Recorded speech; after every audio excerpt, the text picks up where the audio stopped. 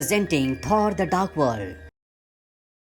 हमने the Avengers movie के अंत में देखा था कि थॉर लोकी को अपने साथ बंदी बनाकर टेसरेक्ट की मदद से वापस एसगार्ड आ जाता है और अब वो अपने पिता ओडिन के सामने है जो एसगार्ड के राजा हैं। वो लोकी को बहुत डांटते हैं और कहते हैं कि अब तुम जिंदगी भर जेल में रहोगे और जो गलत काम तुमने किए हैं उन सब को थॉर को ठीक करना होगा। वही एसगार्ड का राजा होगा और 9 रियासतों में वही शांति लेकर आएगा। अब यहाँ पर बाइफ्रॉस्ट भी पूरी तरह से बनकर तैयार हो चुका होता है जिसे थॉर ने अपने हथौड़े से तोड़ दिया था। थॉर हाइमदाल के पास जाता है। वो थॉर को बताता है कि बहुत जल्दी 9 की 9 रियासतें एक ऐसे सीक्वेंस में आने वाली हैं जहां से एक दुनिया से दूसरी दुनिया में जाने के छुपे हुए रास्ते खुल जाएंगे और ऐसा पहले भी हुआ था।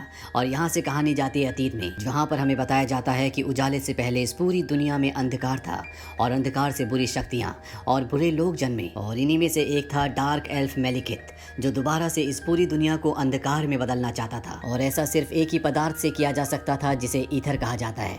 और जब 9 रियासतें यानी कि 9 के 9 ग्रह एक ही सीक्वेंस में आए जिससे 9 की 9 रियासतें एक दूसरे से जुड़ गई तो मेलिकित ने उसमें ईथर छोड़ दिया। पर इससे पहले कि ये पूरी तरह से घटता एसगार्ड ने ईथर उससे छीन लिया जिस वजह से मेलिकित की हार हो गई और थॉर के दादा बोर ने उस ईथर को जो कि बहुत ही खतरनाक तत्व था उसे जमीन की गहराइयों में कहीं छुपा दिया। हाइमदाल थॉर को बताता है कि ऐसा दोबारा होने वाला है। 9 की 9 रियासतें एक बार फिर से एक ही सीक्वेंस में आने वाली है। वहीं धरती में जेन फोस्टर को दिखाया जाता है जो अपने 2 दोस्तों के साथ एक अबेंडेंट जगह में जाती है। दरअसल इन्हें यहाँ पता चला होता है कि कुछ अजीब घट रहा है। यहाँ पर कुछ बच्चे होते हैं जो इन्हें कहते हैं कि हम तुम्हें कुछ दिखाना चाहते हैं। एक बच्चा आगे जाता है। वहाँ पर एक बहुत बड़ा ट्रक होता है और जैसे ही वो उसे थोड़ा सा उठाता है वो पूरा का पूरा हवा में तैरना शुरू हो जाता है जिसे देखकर ये हैरान हो जाते हैं। इसके बाद वही बच्चे इन्हें एक दूसरी जगह ले जाते हैं जहाँ पर कुछ भी डालने से वही चीज ऊपर से वापस आती है और कई बार चीजें वापस भी नहीं आती। अब जेन फोस्टर यहाँ पर अपने मीटर से चारों तरफ सर्वे करना शुरू कर देती है और तभी एक अनजानी शक्ति उसे धकेलना शुरू करती है और जेन फोस्टर एक दूसरी दुनिया में पहुंच जाती है जहां पर उसे दीवार के अंदर एक लाल रंग का तरल पदार्थ दिखता है और जैसे वो वहां पर हाथ लगाती है वो सारा का सारा उसके शरीर के अंदर चला जाता है और ये ईथर होता है। वही ईथर जिसे आज से हजारों साल पहले थॉर के दादा ने जमीन की गहराइयों में कहीं दफना दिया था। और ठीक इस घटना के बाद डार्क एल्फ मेलिकित जो ईथर से 9 दुनियाओं को 9 रियासतों को अंधकार में बदलना चाहता था, जो हजारों सालों से स्लीपिंग चैम्बर में सो रहा था, वो जाग जाता है। अब जेन फॉस्टर को होश आता है और वो देखती है कि उसके चारों तरफ कोई भी नहीं है और जब वो बाहर जाती है तो वहां पर पुलिस होती है। दरअसल उसकी दोस्त ने पुलिस को कॉल किया होता है। इस बात से जेन बहुत गुस्सा हो जाती है। वो कहती है कि अब यहाँ पर शील्ड के लोग आ जाएंगे जो इस पूरी जगह को अपने कब्जे में ले लेंगे। मुझे यहाँ पर रिसर्च करनी थी। उसकी दोस्त उसे बताती है कि तुम पिछले 5 घंटों से गायब थी। ये सुनकर जेन फोस्टर शॉक्ड हो जाती है और तभी वो देखती है कि सामने थॉर खड़ा है। दरअसल हाइमदाल जो 9 की 9 रियासतों पर नजर रखता है उसने थॉर को बताया था कि उसे कहीं भी जेन फोस्टर नहीं दिख रही। इसीलिए थॉर जेन फोस्टर जिससे वो प्यार करता है उसकी खबर लेने के लिए पृथ्वी पर आया होता है। जेन फोस्टर अब पुलिस वालों के पास जाती है। पुलिस वाले उसे अरेस्ट करना चाहते हैं क्योंकि वो बिना परमिशन के किसी की प्रॉपर्टी में घुसी थी। पर जैसे वो उसे हाथ लगाते हैं एक ब्लास्ट होता है और सारे के सारे पुलिस वाले गिर जाते हैं। थॉर जेन फोस्टर के पास जाता है। वो समझ जाता है कुछ ना कुछ गड़बड़ है, इसीलिए वो उसे अपने साथ लेकर एसगार्ड आ जाता है जहाँ थॉर के पिता इस बात से बिल्कुल भी खुश नहीं होते। वो थॉर को कहते हैं कि इस लड़की को वापस मिडगार्ड यानी कि अर्थ पर छोड़ कर आ जाओ। पर जैसे एसगार्ड के 2 लोग जेन फोस्टर को हाथ लगाते हैं तो उन्हें झटका लगता है जिससे वो दूर जाकर गिरते हैं। ओडिन अब जेन फोस्टर को चेक करते हैं और उन्हें पता चल जाता है कि जेन फोस्टर के अंदर वो खतरनाक तत्व जिसे ईथर कहा जाता है वो है। वो ये बात थॉर को बताते हैं। वहीं थॉर जेन फोस्टर को बताता है कि हाइमदाल को तुम दिख नहीं रही थी, इसीलिए मैं तुमसे मिलने के लिए आया था। दरअसल 9 की 9 रियासतें एसगार्ड के चारों तरफ घूमती है लेकिन 5000 साल में एक वक्त ऐसा आता है जब ये सब की सब एक लाइन में आ जाती हैं जिससे एक दुनिया से दूसरी दुनिया में जाने के रास्ते खुल जाते हैं। लेकिन ये कुछ ही वक्त के लिए होता है। अच्छा हुआ कि तुम वापस आ गई। एक बार ये समय टल जाता तो उसके बाद तुम कभी भी वापस नहीं आ पाती। वहीं अब मेलिकित अपने एक खास सिपहसालार के अंदर एक ऐसा पदार्थ डालता है जिससे उसकी शक्तियां बहुत ज्यादा बढ़ जाती है और वो उसे जानबूझ के एसगार्ड की जेल में एक बंदी बनाकर भेज देता है। वहां पहुंचने के बाद वो अपने असली रूप में आता है और चारों तरफ तबाही मचाना शुरू कर देता है। यहीं पर लोकी भी बंदी होता है और लोकी उसे आगे का रास्ता बताता है। कहता है कि तुम्हें बाईं तरफ सीढ़ियों से नीचे जाना चाहिए।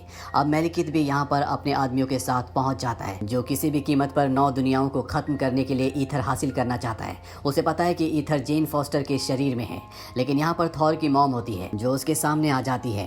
पर तभी यहाँ पर मेलिकित का वही दैत्य जिसकी शक्तियाँ उसने बढ़ाई थी वो आ जाता है। वो थॉर की मॉम को पकड़ लेता है। मेलिकित पूछता है कि मुझे बताओ कि वो लड़की कहाँ है जिसके शरीर में ईथर है, पर थॉर की मॉम नहीं बताती। इसीलिए वो दैत्य अपनी तलवार थॉर की मॉम के शरीर के आर पार कर देता है। थॉर भी यहाँ पर पहुंच जाता है। वो अपने हथौड़े से मेलिकित पर वार करता है जिससे वो जख्मी हो जाता है। पर इससे पहले कि वो मेलिकित को पकड़ता, मेलिकित का दैत्य उसे लेकर यहाँ से निकल जाता है। थॉर की मॉम की मृत्यु हो जाती है जिससे थॉर, ओडिन और साथ ही लोकी, जो इस दुनिया में सबसे ज्यादा प्यार सिर्फ अपनी माँ से करता था, वो पूरी तरह से टूट जाते हैं। थॉर ओडिन को कहता है कि मैं जेन फॉस्टर को लेकर अंधेरे की दुनिया में जाना चाहता हूँ। मेलिकित उसके पीछे जरूर रहेगा क्योंकि ईथर उसे चाहिए और तब मैं उसे खत्म कर दूंगा। लेकिन ओडिन उसे ऐसा करने की इजाजत नहीं देते। थॉर कहता है कि अगर वो यहाँ पर आया तो हमारे भी कई लोग मारे जाएंगे।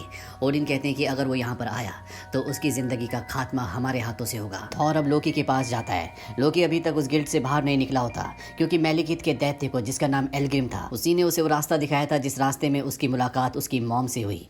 कहीं ना कहीं वो अपनी मॉम की मौत का कारण खुद को समझता है और अब वो मेलिकित और उसके दैत्य से बदला लेना चाहता है। इसीलिए वो थॉर का साथ देने का फैसला करता है। दरअसल इस दुनिया से बाहर निकलने का जो रास्ता होता है यानी कि बायफ्रॉस्ट, उसे ओडिन ने बंद कर दिया है और अब लोकी जानता है कि यहाँ से निकलने का दूसरा रास्ता कौन सा है। वो थॉर और जेन फोस्टर की एसगार्ड से बाहर निकलने में मदद करता है और जब मेलिकित को ये बात पता चलती है कि जेन फोस्टर अब एसगार्ड में नहीं है तो वो अपने सिपाहियों से कहता है कि अब हमें एसगार्ड पर हमला करने की कोई जरूरत नहीं है।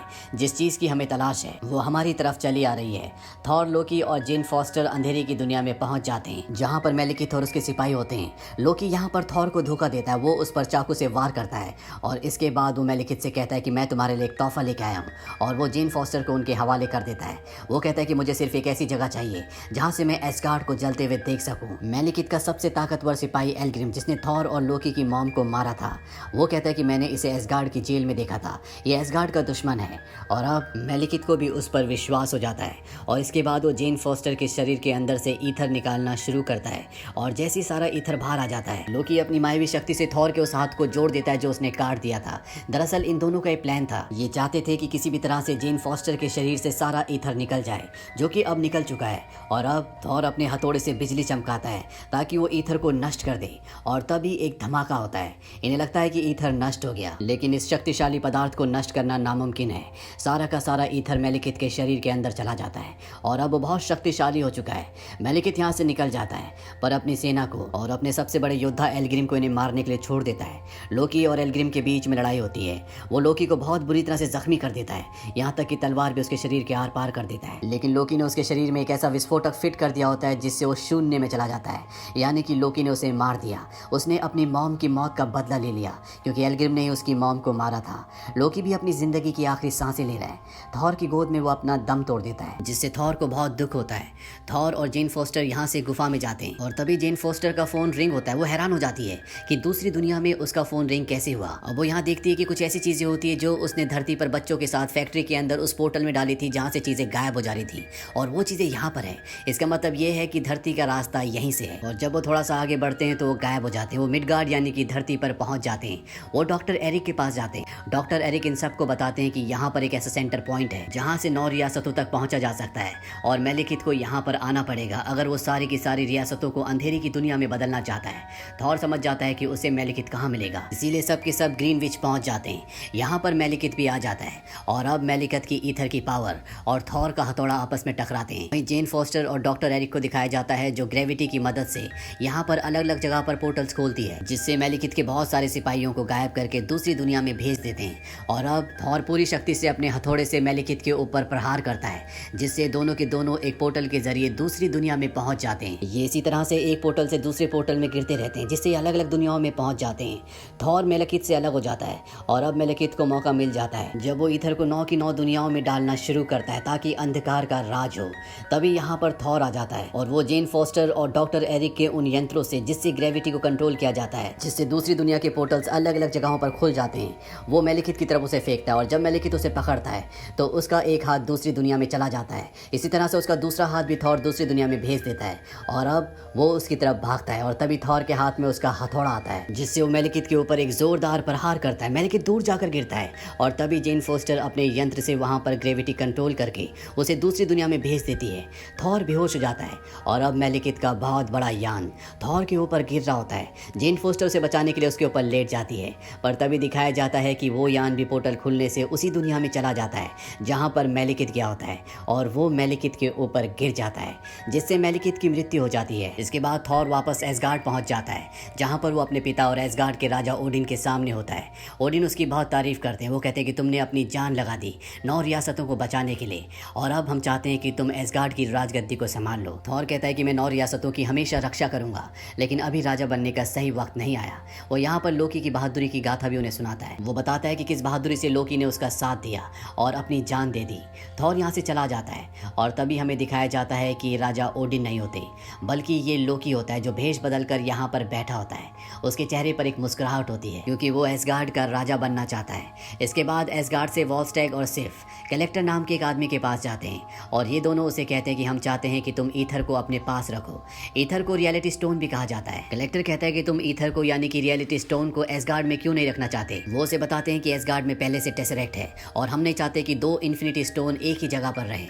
ये दोनों चले जाते हैं और कलेक्टर ईथर को देखते हुए कहता है कि 1 आ चुका है, 5 और बाकी हैं, यानी कि इन्फिनिटी स्टोन 5 और भी हैं। इसी के साथ ये फिल्म यहीं पर खत्म हो जाती है। पोस्ट क्रेडिट सीन में हमें दिखाया जाता है कि जेन फॉस्टर थॉर को बहुत मिस कर रही होती है और थॉर उससे मिलने के लिए मिडगार्ड यानी कि धरती पर आता है, जिससे जेन फॉस्टर को बहुत खुशी होती है। तो ये थी पूरी कहानी थॉर द डार्क वर्ल्ड की। ये मूवी ईयर 2013 में रिलीज हुई थी। IMDb पर इसकी रेटिंग है 6.8। इस फिल्म का बजट था $150 to $170 मिलियन और बॉक्स ऑफिस पर इसने कमाई की थी $644 मिलियन की। उम्मीद करते हैं कि ये कहानी आपको पसंद आई होगी।